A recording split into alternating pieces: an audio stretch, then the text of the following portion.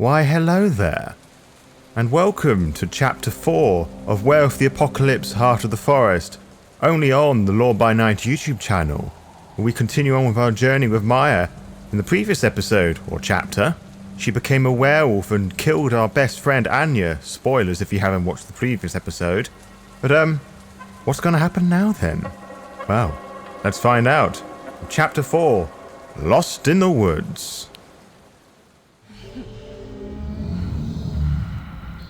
The morning smelled of safety, fair earth, and the forest. I opened my eyes and saw other people cuddling up to me, their muzzles resting on their paws as they slept. Gentle snoring filled the warm space under the low-hanging branches of an old spruce tree. I went outside. Stepping over the sleeping forms, I made my way outside. Alone, hiding in the grass, I sniffed around. The sky was bright and the forest around me was dark and full of interesting smells. High in the trees, birds yelled about status, sex, and violence.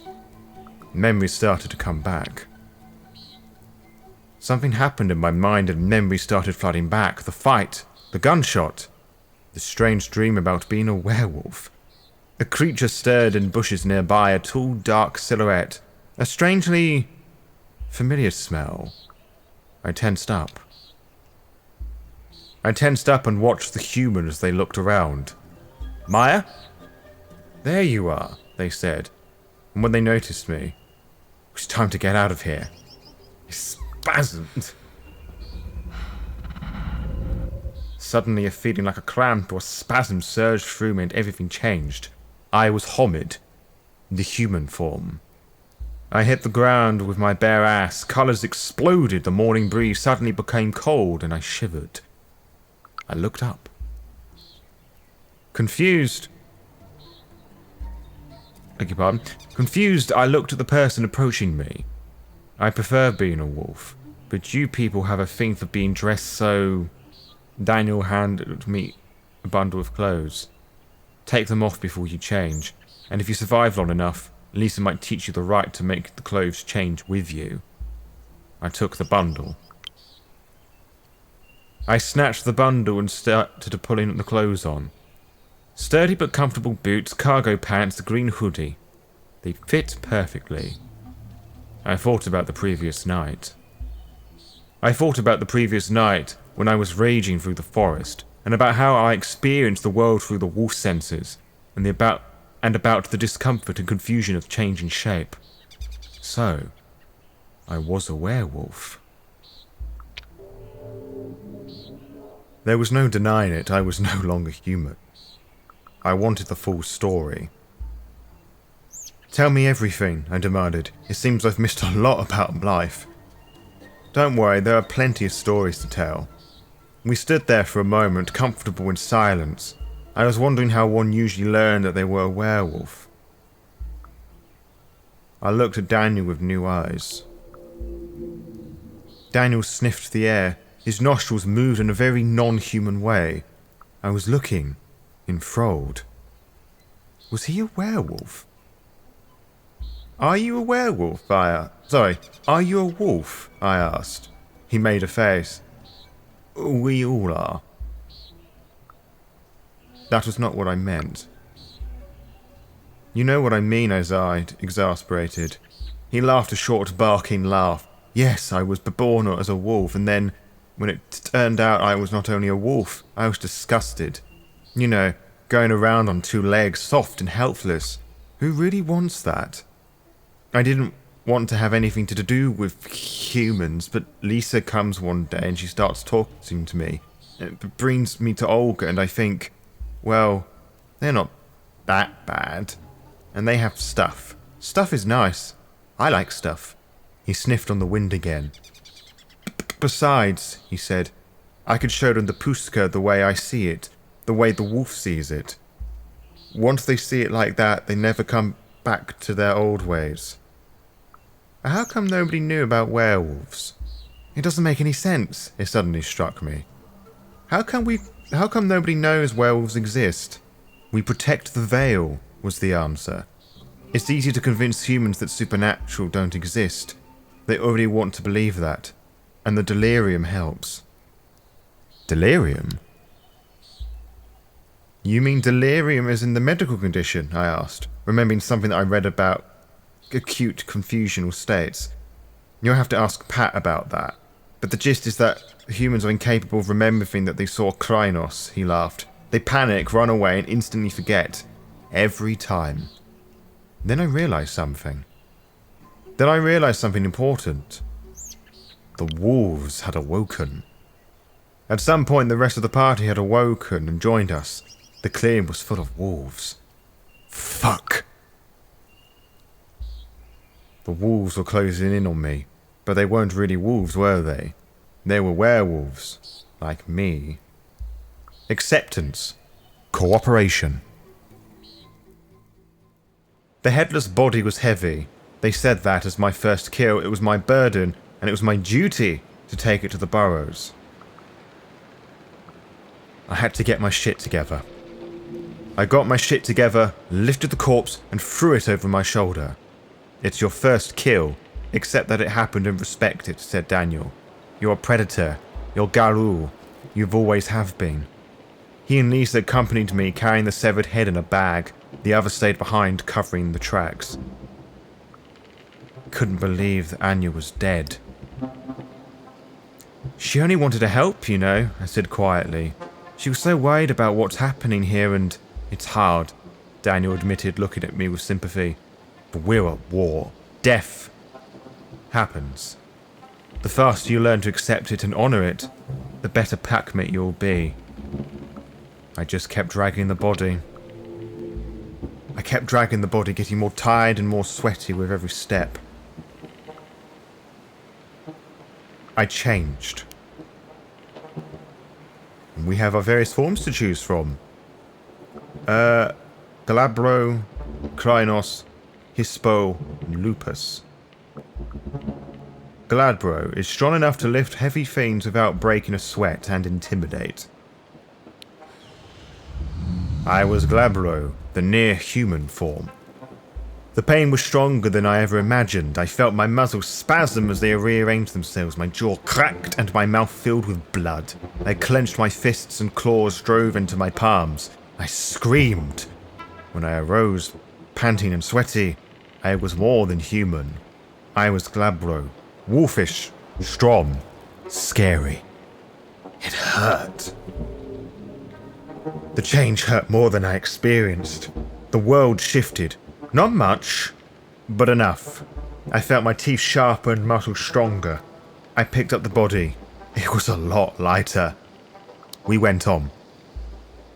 As we made our way through the forest, I realised we weren't alone. Somehow I knew that I'd seen before I'd ever even saw it. A white weasel and a dark grey wolf.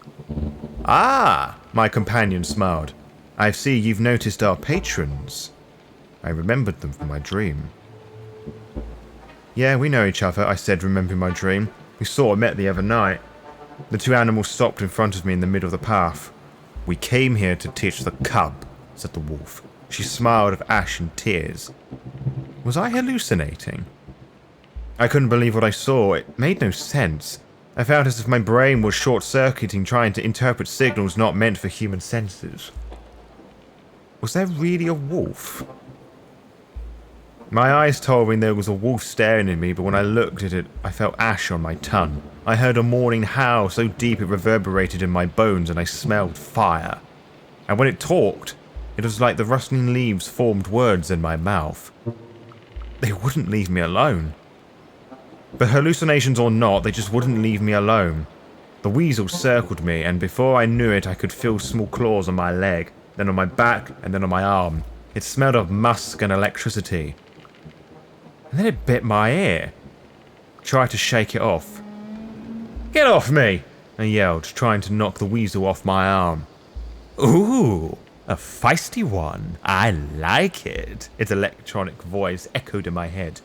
Enough, the wolf growled, or at least that was what my brain decided to hear. I felt the weasel draw its breath. In the beginning, there was Gaia, aka Mother Earth, and she gave birth to a mighty breed of warriors, the weasel began. It sounded electronical, like a teenager reading a Wikipedia page over voice chat. They were called Garou. That's werewolves and werewolfish, and their sole purpose was to protect Gaia. They failed, wailed the wolf. I looked to the weasel for advice. Why did they fail? I looked to the weasel for advice. When time began, Gaia released 3 primal forces upon the earth. The Weaver, the Wild, and the Worm, the weasel continued. The Wild was the untamed force of life and creation. The cold, ruthless Weaver gave structure to the world, and the Worm destroyed what needed to be destroyed, creating balance.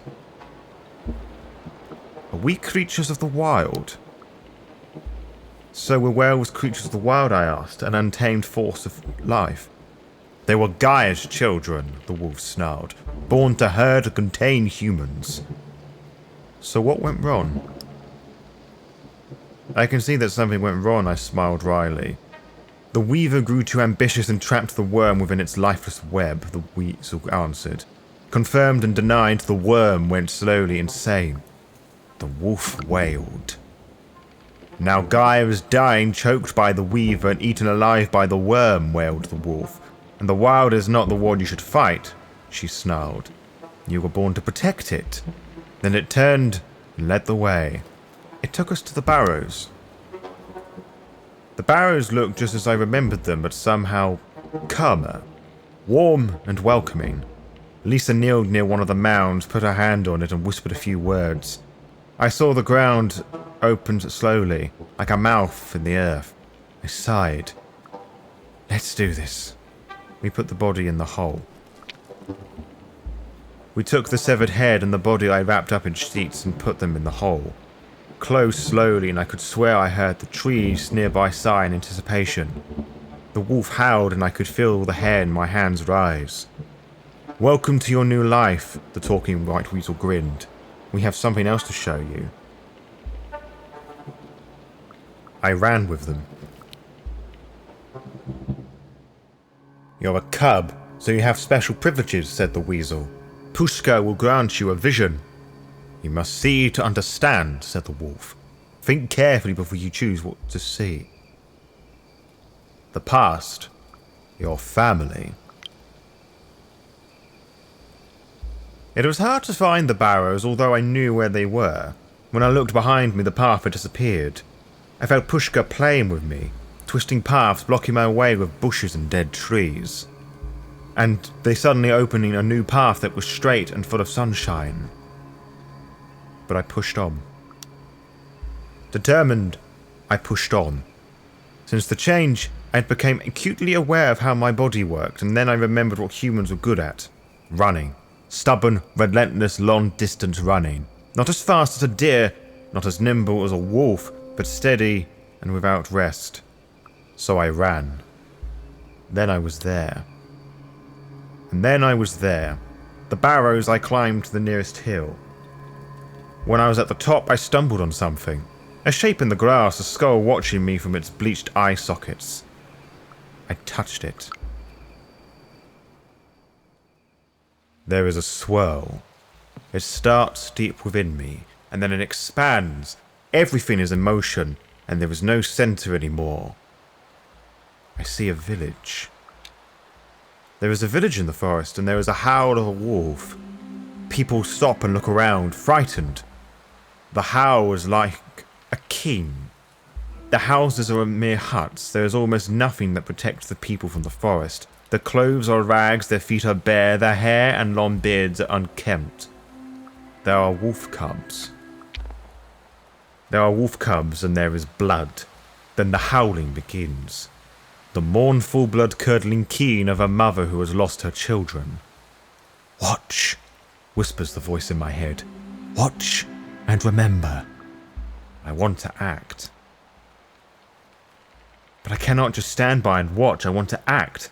I howl a song about the cubs, their hopes and their senseless death.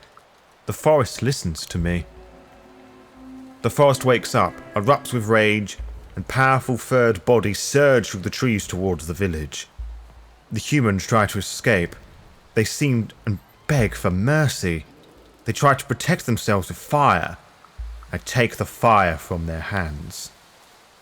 The Garou rise up, their talons red with blood, their eyes glazed with fury, and the fire is yanked from the hands of the villagers. Burn the houses. The houses start to burn. I watch the wolf mother. I make the wolf mother happy.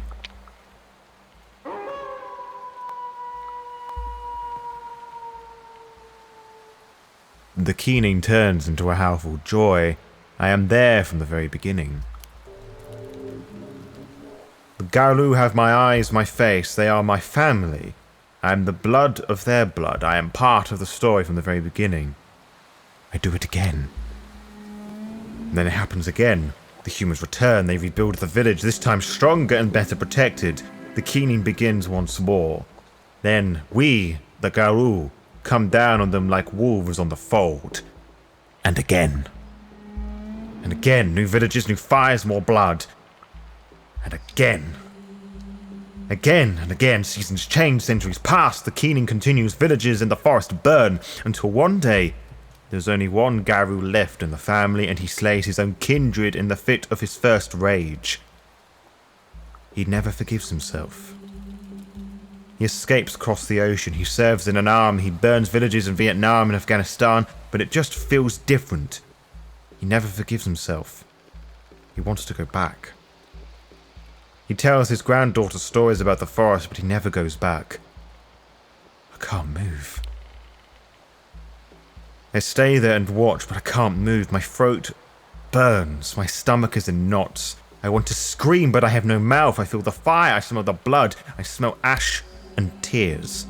I see the large ash-grey wolf looking straight at me. Her eyes are golden. She weeps.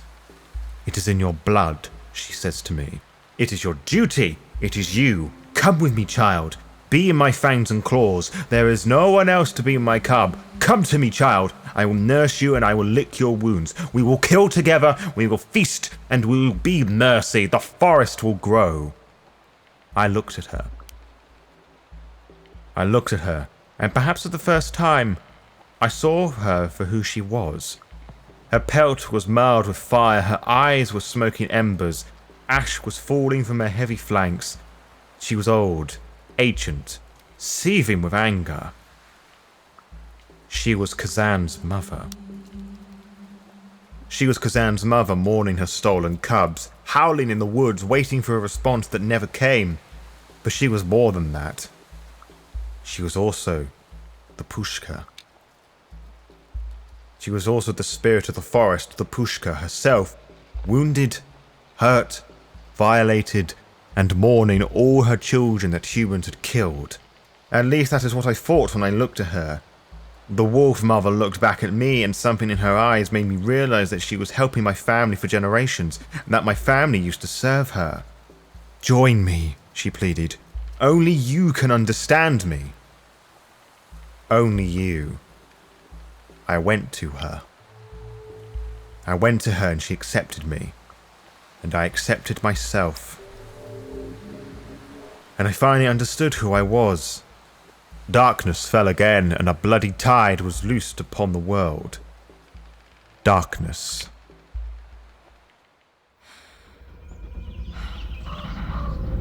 A lone howl pierced the silence like a single ray of moonlight in the darkness. There was another one, then another, and then another. A choir of voices, and a triumphant and joyful. I opened my eyes. When I opened my eyes, I was in a clearing. Around me there were wolves, huge monstrous wolves, howling at the moon. I joined them. I was Hispo, the monstrous wolf form. Instinctively I changed and joined the choir. My voice was unsteady at first, but soon I found my own voice. A unique addition to the chorus. "Well, hello there," Olga smiled at me. "And welcome to the sect." I just listened. I realized that my survival depended on learning very quickly, so I just nodded and listened. "We live in packs," Olga explained. "And when packs unite to fight a common enemy, they form a sect. So there were 2 packs here." I realized that there must be at least 2 packs here. I looked at Daniel. "Hi, Maia," said one of the wolves, changing into Daniel. He looked more real as a wolf, confident and relaxed. Olga and Lisa also stood up, human-looking again, their clothes rumpled.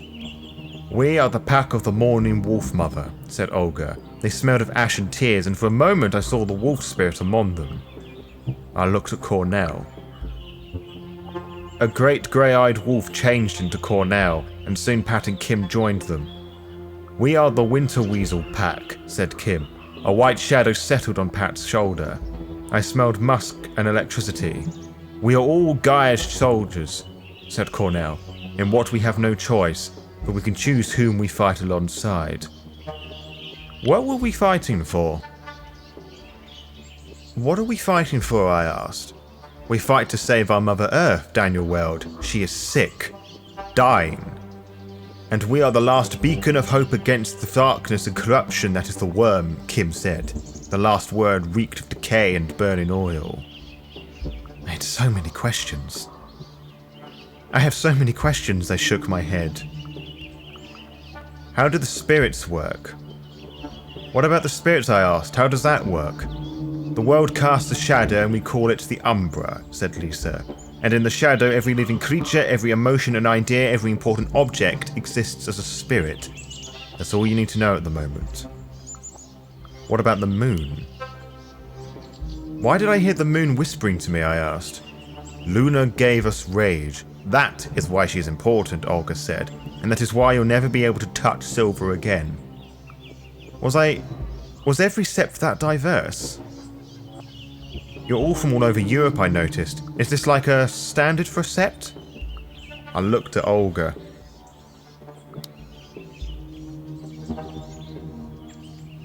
I didn't even know if that was a stupid question or a smart one. I looked at Olga. "Normally the tribes kept to themselves," Olga grimaced.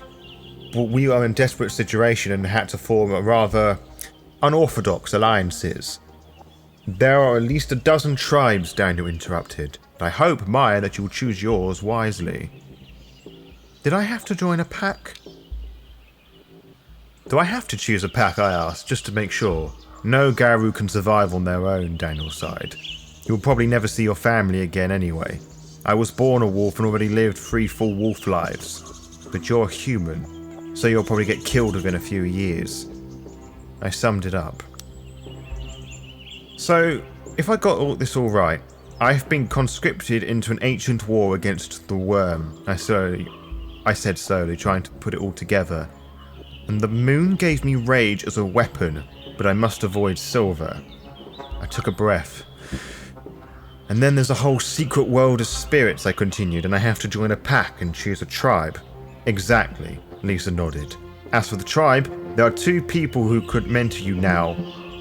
Olga is from the Black Furies, an ancient tribe of women warriors, and Cornell is from the Children of Gaia, and he's more a peace and harmony guy." "What about my family's tribe?" "Hey, what about my family's tribe?" I asked. Lisa winced, Daniel sighed, Olga shook her head. What was the matter? "What's the matter?" I asked again. "Your ancestors were the Get of Fenris, and no one here wants to have anything to do with that tribe," Cornell answered. "They stand against everything we believe in." "My grandfather have nothing to do with that." "My grandfather didn't even know you," I was outraged. "You can't judge me by his tribe's actions." "You know that your family was burning villages for centuries," Lisa pointed out. "Did you ever wonder why?" "Get of Fenris are the most radical Garou supremacists that ever marred the face of the earth," Kim scoffed. "Like, legit fascist werewolves, some of them literally worked for Hitler." I had the right to know my legacy. "Thank you for telling me," I said. "I had the right to learn about where I came from." For a moment, we were all silent. I needed to know more about the tribes. I wanted to learn more about the tribes and find an option that I could really resonate with who I was. I talked with Daniel. I asked Daniel if I could join his tribe, but he didn't understand the question. "I'm a Red Talon," he said, as if that explained anything.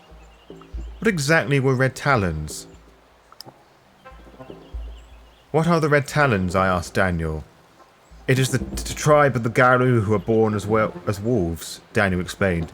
We don't usually mix with others, and we kill humans. But since I am the only one here, I decided it was better to join the rest. It was a wise decision. It's better to have a pack than to be alone, I said. He nodded. There is always strength in numbers. I protect my folk better than when there are more werewolves around. Your folk? Wolves. I asked him about the wolf mother. The mourning wolf mother. Daniel fell silent for a moment. She is Kazan's mother. She became a spirit after his death.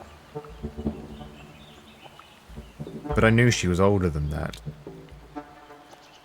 It's impossible, I said. She must be older, much, much older. Daniel looked up and then shrugged. If you say so, he answered. I still like her. She knows what it means to be a wolf. That was all I wanted from him. Thanks. That's all I wanted for him. I didn't want to talk anymore. Because you can go and hear about those in your own free time. I was too exhausted to bug them with personal questions. There were a lot of werewolves here. One thing is bugging me, I asked.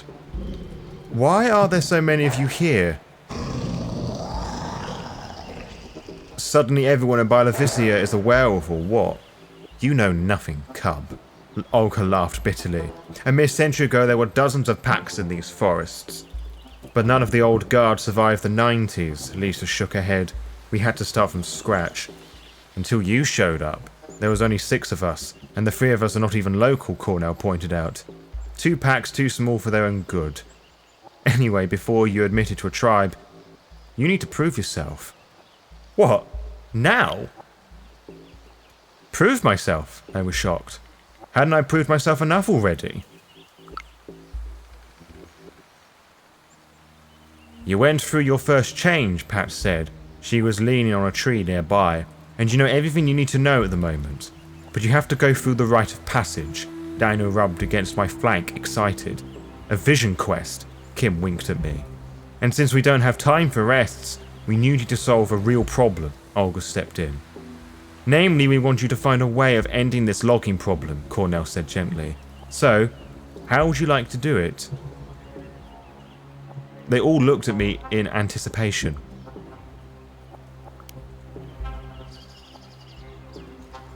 I took my time, enjoying the moment. My body was buzzing with energy, ready to shift shape on the slightest sign of danger. My mind was clear. I knew what to do. And I knew exactly what I wanted to do. We had to destroy the logger's image. We need to destroy the logger's image, I decided, to paint them as bad people. Olga had another idea. I still think we should just burn those fuckers to the ground, grumbled Olga. Cornell had another idea. Something is rotted in Bielorvisia, Cornell commented, and I think that we should find and neutralize local forces that support the logging. I continued with my plan. We can do a live stream from here, a documentary, show people why the forest is so precious, show them what's happening here, I continued. I know how to make a thing go viral. When we finished, the loggers would be the vilest of vile in the public's opinion. Daniel beamed. Spoken like a true Galliard. You were born under a gibbous moon, weren't you, Maia? It's my auspice, too. How did he know?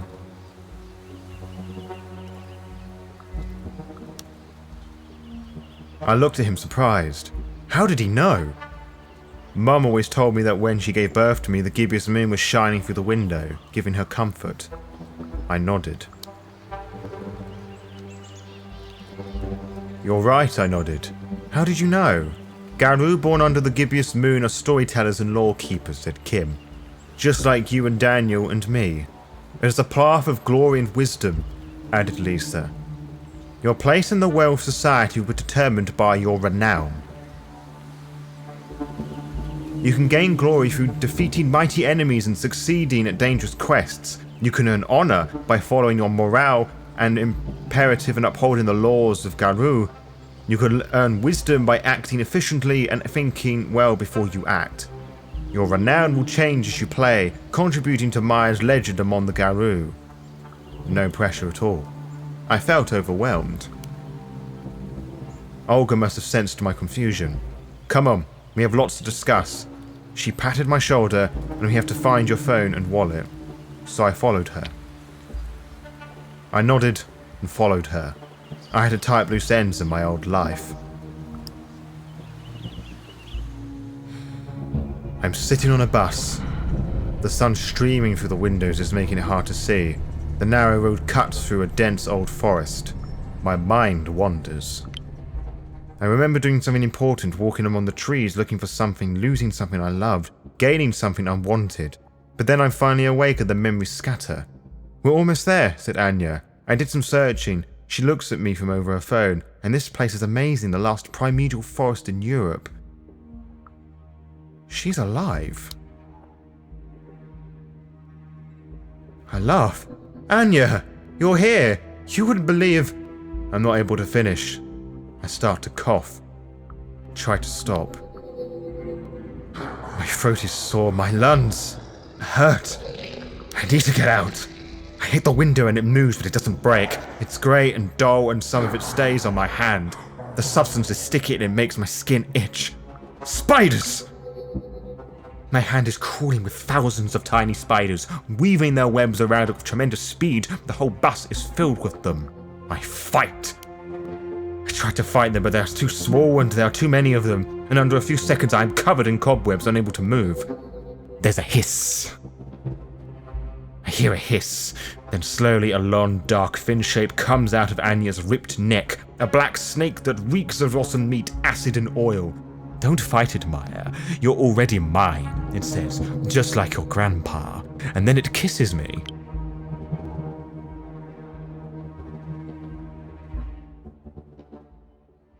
Seems we're beginning to reach the climax of our story, family.